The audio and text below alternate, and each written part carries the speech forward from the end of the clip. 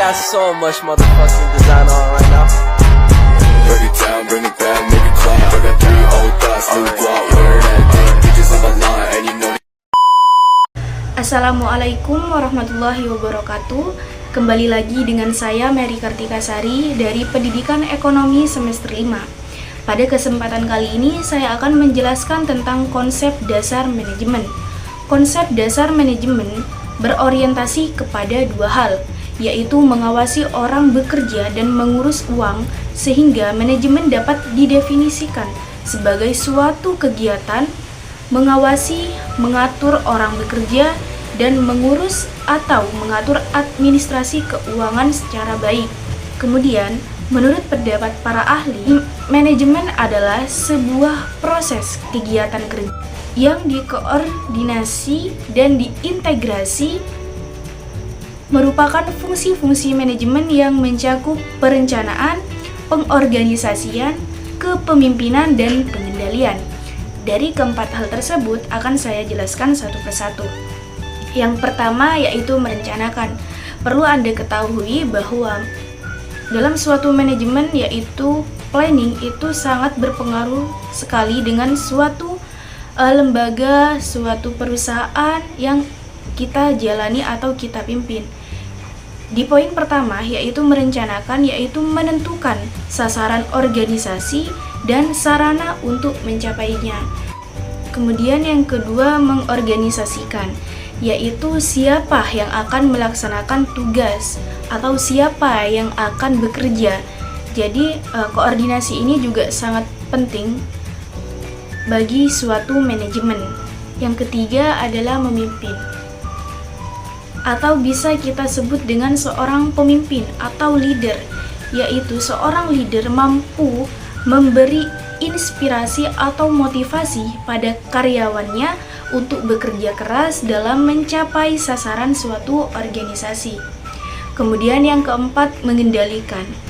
Jadi tujuan tersebut yaitu mengawasi kemajuan pencapaian. Keempat tersebut sudah saya jelaskan. Kemudian terkait dengan peran manajemen. Jadi peran manajemen yaitu keberhasilan suatu organisasi sangat menggantung pada pengelola fungsi-fungsinya secara efektif. Para pengelola organisasi menyadari bahwa biasanya disebut manajer dapat mengumpan seorang nahkoda kapal yang akan menentukan jalan berdasarkan pedoman yang dipegang untuk menuju sasaran. Jadi seorang pemimpin ini adalah seolah-olah dia adalah nahkoda, ini mau dibawa kemana. Jadi seperti itu. Kemudian manajemen global. Dunia manajemen tidak seperti dahulu lagi. Dewasa ini, organisasi sudah mengalami perubahan. Yang semula berfokus pada pelayanan lokal menjadi organisasi yang dapat berkompetisi di dunia internasional, berpola pikir bisnis, dan berperilaku sesuai permintaan pasar global. Jadi perlu diketahui untuk teman-teman semua bahwa kita memang tidak boleh melupakan masa lalu, karena masa lalu merupakan bagian dari masa kini dan masa yang akan datang.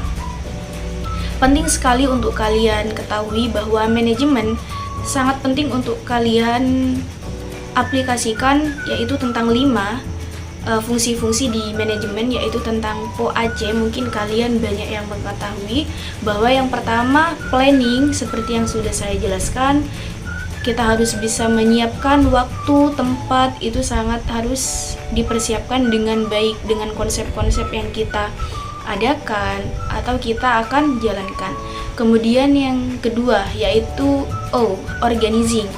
Organizing itu adalah membentuk suatu kepanitiaan atau membentuk suatu tim, bagaimana cara kita untuk melakukan suatu aktivitas di perusahaan tersebut, atau bisa dibilang siapa yang mau bekerja, siapa yang bertugas. Yang ketiga, actuating, yaitu pelaksanaan. Kapan kita akan melaksanakan dengan orang-orang yang sebelumnya kita bentuk.